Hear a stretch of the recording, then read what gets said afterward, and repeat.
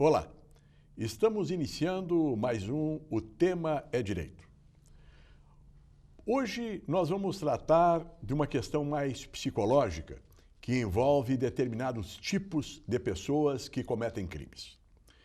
Para conversar sobre este assunto e de maneira especial sobre a psicopatia, eu convidei o professor Carlos Alberto Décimo Martins, que é professor de psicologia do curso de psicologia aqui na Unifra, para nós esclarecermos alguns aspectos da psicopatologia que fazem com que determinadas pessoas não tenham freios morais para cometerem crimes, sejam eles crimes violentos ou mesmo crimes de estelionato, crimes de engano, etc.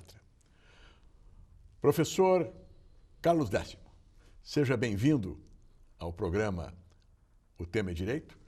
E eu lhe perguntaria inicialmente assim, quando acontece um crime, normalmente esses crimes mais brutais, a imprensa diz esse é um psicopata. O psicopata, ele é um tipo psicológico próprio ou o psicopata é alguém que simplesmente comete um crime bárbaro? Bem, inicialmente eu gostaria de agradecer o convite do professor Blatz, para estar aqui e debater um tema tão importante como esse. E, assim, seguidamente a gente vê na televisão, não somente no noticiário, mas também em várias novelas também. Atualmente sempre tem o vilão, e esse vilão aí muitas vezes é entendido como psicopata. Alguns realmente são, e alguns, na realidade, não. Então, se a gente for pensar, na realidade, quem comete o crime não necessariamente seja um psicopata, porque muitas vezes as razões pela qual se levam a cometer um crime são as mais variadas possíveis. O psicopata, pensamos assim nessa personalidade sociopática, ele tem uma característica que é uma dificuldade dele de se colocar no lugar do outro. Ou seja, é uma pessoa que ele, para atender os seus interesses, as suas necessidades, as suas vontades, ele não consegue medir as consequências dos seus atos, Então, ele, por exemplo, não tem assim, uma questão de planejamento a longo prazo, ele também não pensa muito no que isso vai implicar para o outro. Ele, tendo os seus interesses atendidos, sejam eles econômicos, sociais, sexuais, ele realiza algumas atividades, e às vezes até mesmo algum delito, desde que as suas necessidades sejam supridas. Mas ele tem essa dificuldade que a gente chama da empatia, ou seja, essa capacidade de se colocar no lugar do outro. Então, ele pode lograr, vamos usar essa expressão, lograr alguém e não sentir culpa por isso.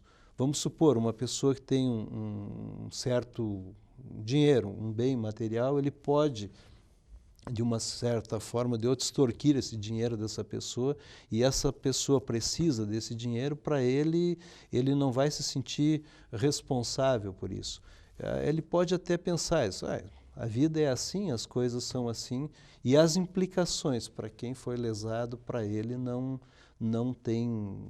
ele não mede essas consequências. Nós podemos dizer que ele trata as outras pessoas como se fossem objetos que ele usa conforme o seu interesse, não entrando na subjetividade, no sofrimento que esta outra pessoa pode sofrer em razão do seu ato.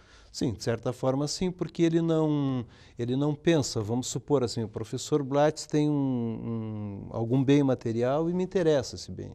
Aí eu vou usar alguma forma, alguma artimanha, e são as mais variadas possíveis, ele pode usar inclusive da sedução para conquistar esse bem. Agora, como é que vai ficar o professor Blatz? Isso é problema dele, não é problema do psicopata, entende? Ele não tem essa preocupação com as consequências. Realmente, como bem que o senhor falaste, a questão da subjetividade do outro é secundária para ele. Ele não tem essa questão como sendo assim, bom, qual as consequências do meu ato? À medida em que eu faço determinada atividade, isso resulta em prejuízo para alguém, como é que vai ficar essa outra pessoa?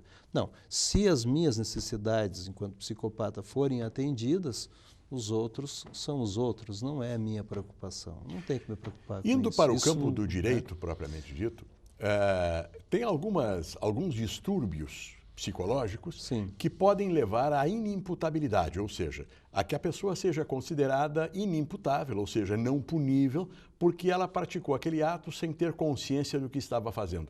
Este Sim. não é o caso dos psicopatas, né? Não, no caso, tem, por exemplo, uma parcela significativa, por volta em torno de 20%, que são psicopatas que realmente cometem o delito e que realmente hoje estão no sistema prisional. Por volta disso, em torno de 20%.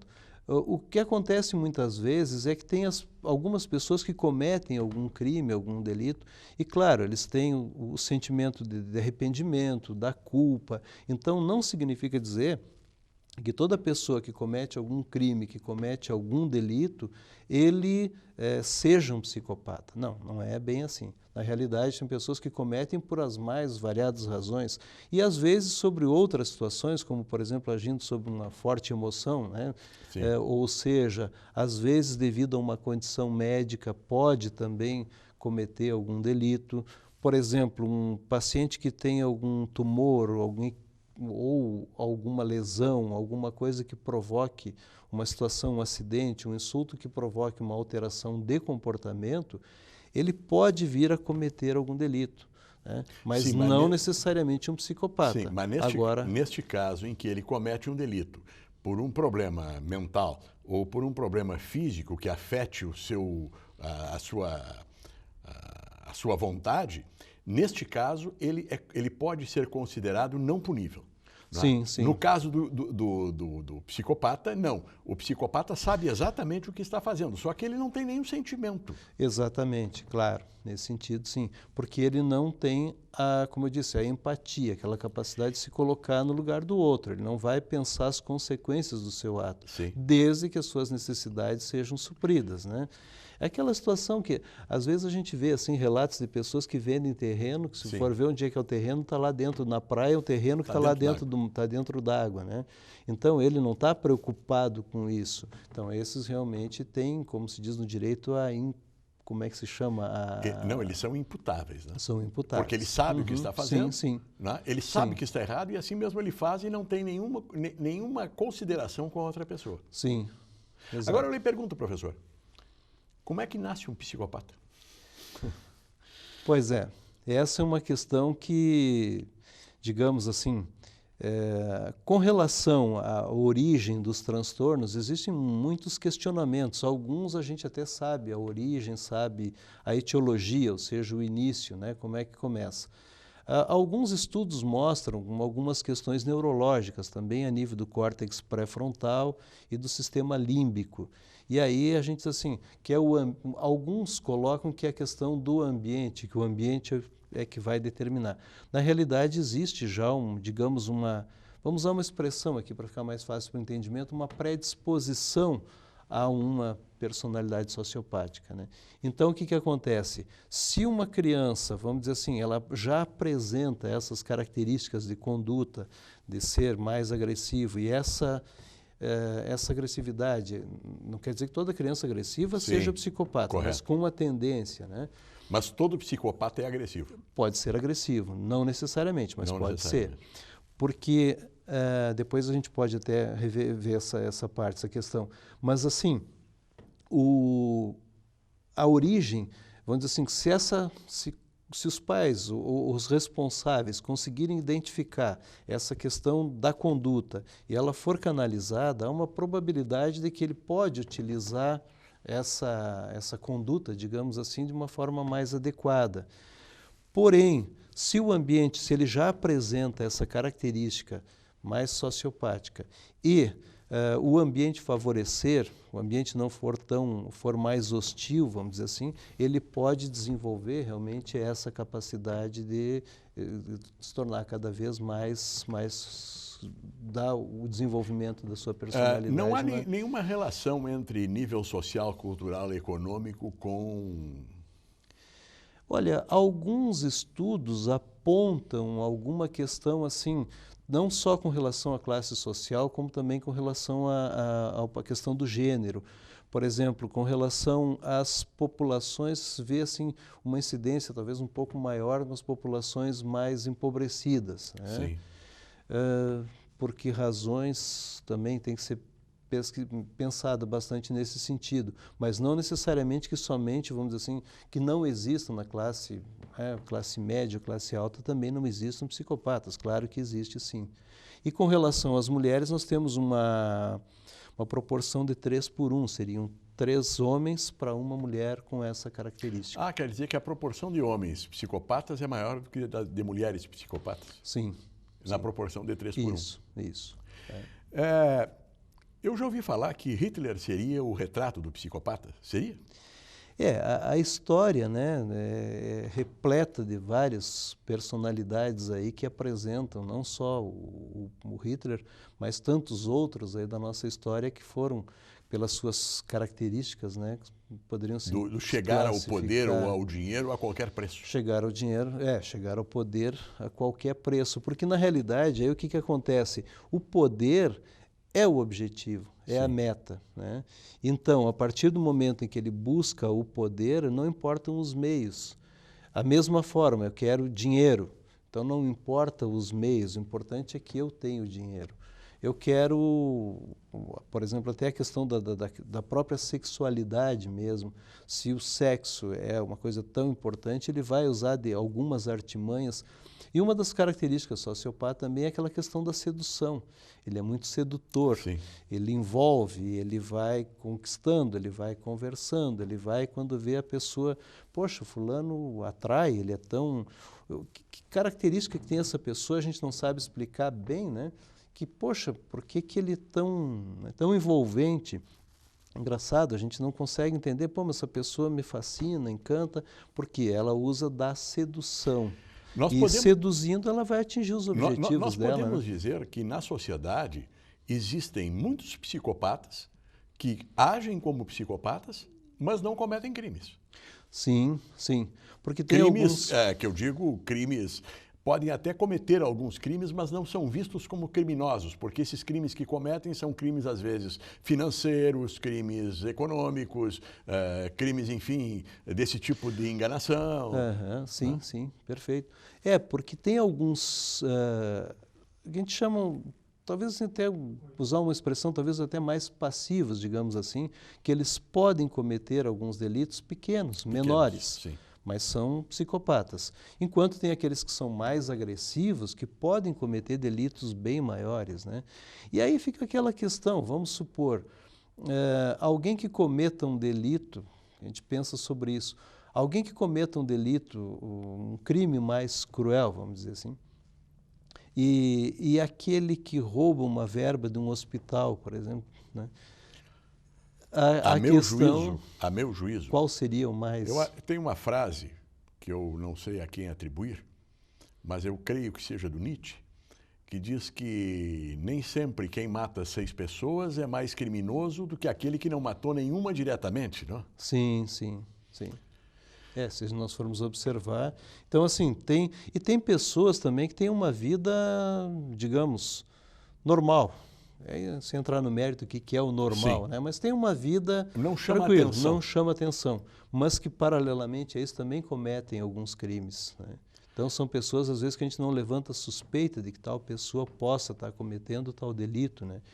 E também entra uma outra questão que muitas vezes dizem assim, o fulano até conquistar o poder ele era de um jeito, depois conquistou o poder. Tem uma frase, um pensamento assim, se quer conhecer alguém, dê o poder a ele, né?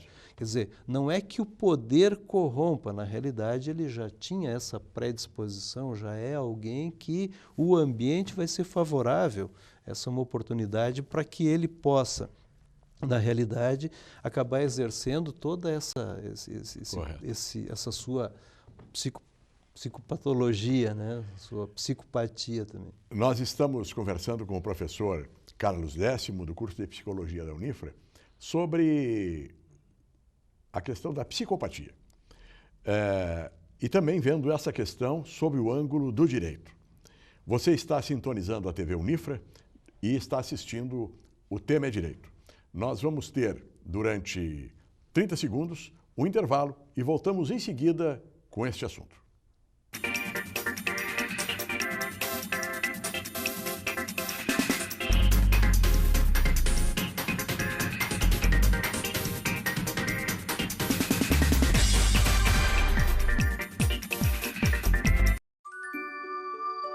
Existe um lugar onde eu me sinto muito feliz, porque eu brinco, dou risada, aprendo coisas novas e tenho um monte de amiguinhos. Alguns contos de fadas são reais e precisam de você para traçar um final feliz. Entre em contato conosco e saiba como ajudar.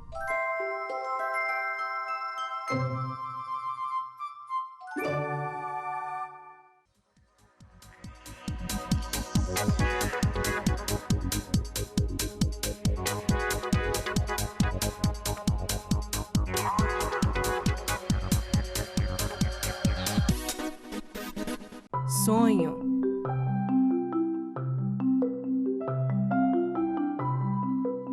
Esperança. Realização.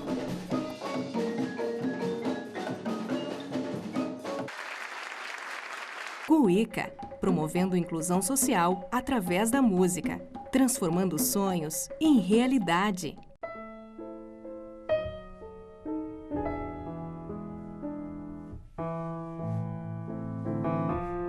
A ONG Royale está mudando a vida de muitas meninas carentes através do balé. Conheça esse projeto.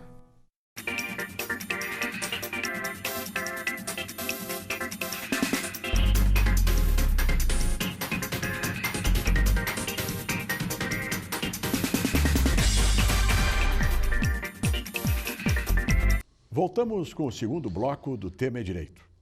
Hoje, abordando a questão da psicopatologia. Para aqueles que estão começando a nos assistir agora, a psicopatologia é um distúrbio de personalidade que faz com que alguém não tenha o mínimo sentimento em relação ao terceiro ou a outra pessoa. Ele não tem piedade, ele não tem sentimento de culpa. Ele busca os seus objetivos, custe o que custar. E para nos esclarecer sobre esse assunto, está conosco o professor professor Carlos Décimo, que é professor de psicologia do curso de psicologia da Universidade Franciscana. Então, continuando, professor, esta questão da psicopatia, ela volta e meia, quando surge um crime maior, se discute, o fulano é um psicopata, né? Sim. Como se a psicopatia fosse algo que, constatada, pudesse dizer que esta pessoa não seria punida por isso. Não é? Sim. Do ponto de vista psicológico, do ponto de vista da psicologia, da psiquiatria, etc., o psicopata é alguém que tem plena consciência do certo e do errado. Ele só não tem o sentimento de culpa sobre isso, né? Sim. Aí aquela questão assim, ele sabe o que ele está fazendo, ele até planeja muitas vezes aquilo que ele vai fazer. O que ele não consegue como nós falamos antes, ele não consegue se colocar no lugar do outro, ele não consegue ser empático. O que é empatia? A empatia é aquela capacidade que nós temos de nos colocarmos no lugar do outro, como diria o Rogers, um grande psicólogo, que diz assim, a capacidade de se colocar no lugar do outro como se fosse o outro, mas nunca perdendo essa característica do como ser. Até porque se eu me coloco no lugar de alguém que está sofrendo, eu consigo entender os sofrimentos, compreender esse sofrimento, dimensionar esse sentimento, entender esse sentimento, e, consequentemente, poder realmente realizar uma ação de ajuda. Mas, claro, eu tenho que ter o cuidado de manter a minha individualidade, a minha subjetividade, senão eu vou afundar junto, com o mesmo problema que a pessoa tem. O psicopata, ele já tem uma outra característica, ele não consegue medir as consequências dos seus atos. Talvez até ele consiga medir, mas ele não se importa com isso. E aí, se ele explora alguém, se ele prejudica alguém, ele atribui isso como uma questão da sorte, isso é a questão da vida. A vida é assim mesmo, mas não como consequências dos seus atos. Então, claro, a questão dele tem que ser punido, sim. Muitas vezes o psicopata ele tem que ser privado, muitas vezes, do contato com a sociedade, até pelo grau de... Não é algo que tenha uma cura, que tenha uma possibilidade de ser tratado? Infelizmente, não tem cura. Até agora, que se sabe, não tem cura. O que alguns estudos estão mostrando é que, com o passar do tempo, à medida em que a pessoa vai ficando com a idade mais avançada, a partir da quarta, quinta década de vida, há uma tendência a diminuírem esses sintomas. Há uma diminuição. Mas cura mesmo, na realidade, não tem. Então, assim, não há um medicamento, não há um tratamento medicamentoso que realmente consiga reverter essa situação. E me diga E o ambiente é favorável, assim, como a gente estava falando antes na etiologia, não que o ambiente seja responsável, porque muitas vezes também as pessoas atribuem, assim, numa família, por exemplo, tem alguém que tem uma conduta sociopática, né? Aí o que acontece? Uma personalidade sociopática. O que acontece? Ele foi mal educado, a família não... Às vezes não é questão da família, porque isso muitas vezes não está relacionado com a educação que recebeu. É uma situação que a gente observa também no transtorno do déficit de atenção e hiperatividade, porque também nesse transtorno há uma probabilidade, vejam bem, não estou dizendo que todas as pessoas com TDAH possam cometer algum tipo de delito, não. Existem algumas, digamos, vulnerabilidades que no transtorno do déficit de atenção e hiperatividade pode ser que a pessoa também venha cometer alguns delitos, algumas questões. Por quê? Devido à dificuldade de controle do impulso, porque a hiperatividade ela é muito relacionada com uma questão do córtex pré-frontal também, que é uma dificuldade de controlar os impulsos. Geralmente o que nós fazemos, nós pensamos alguma coisa e depois fazemos. A pessoa com dificuldade do controle do impulso, geralmente ele faz para depois ele vai pensar sobre isso. E tem outros delitos também, como por exemplo relacionados à dificuldade de controle do impulso, que acontece muitas vezes, a gente vê assim na questão de pessoas que roubam algumas coisas, entram numa loja, roubam algumas coisas, roupas, que às vezes até não precisam, ou eles têm condições de comprar. Mas é uma dificuldade, é o cleptomaníaco, que é essa dificuldade dele de controlar esse impulso. Mas isso é outra questão que não é uma conduta sociopática.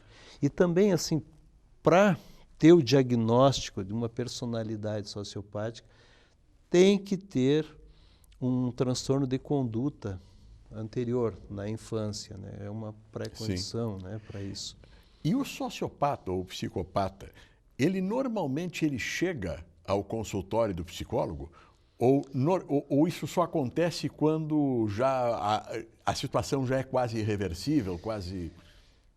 Essa é a grande questão. Às vezes até ele pode procurar devido a alguma situação muito delicada que ele esteja enfrentando.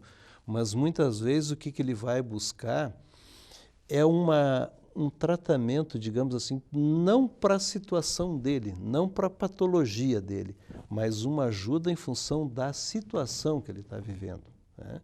Então, ele busca, na realidade... Ele cria uma situação que fica ruim e ele pretende sair dessa situação, mas sem se modificar pessoalmente. Isso. A preocupação é resolver o conflito, mas não a sua conflitiva, o seu problema. Então, ele não procura, na maioria das vezes, não procura o atendimento. Ele não procura.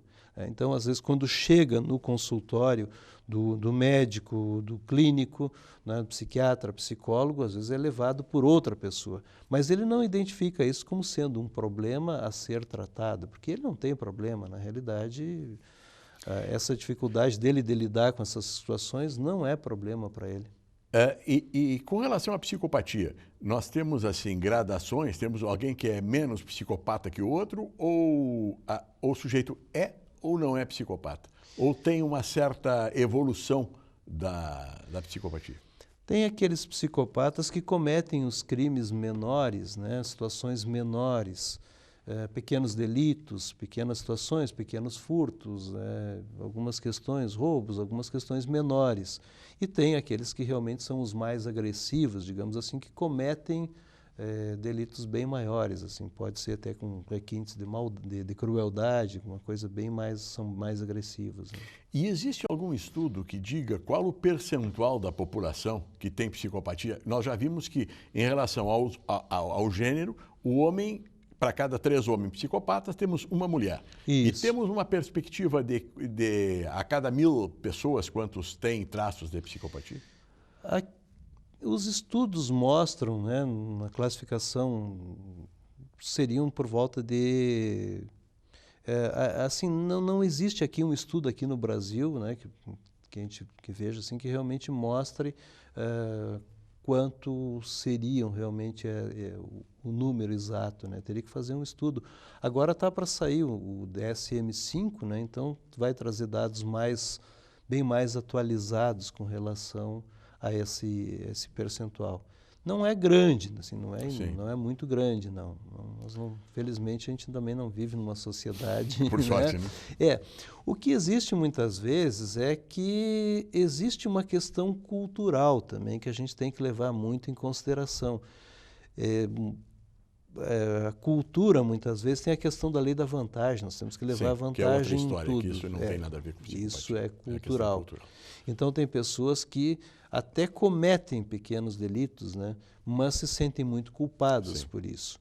E se a gente for observar hoje, a gente sabe que tem pessoas que cometem pequenos delitos e elas têm um sentimento de culpa muito grande por isso. Eu posso pegar 50 mil do professor Blattes e assim, ó, azar é dele. Né? E eu posso pegar uma moeda de R$1 e ficar muito culpado por isso e no outro dia devolver, porque realmente, olha, professor, desculpe, foi um momento de fraqueza, peguei. Né? Então, assim, tem essa diferença. Né? Bem... Professor, eu tenho que lhe agradecer a gentileza de participar do nosso programa. Nosso programa está chegando ao final. Nós conversamos hoje com o professor Carlos Alberto Décimo Martins, psicólogo, professor do curso de Psicologia da Unifra, sobre a psicopatia.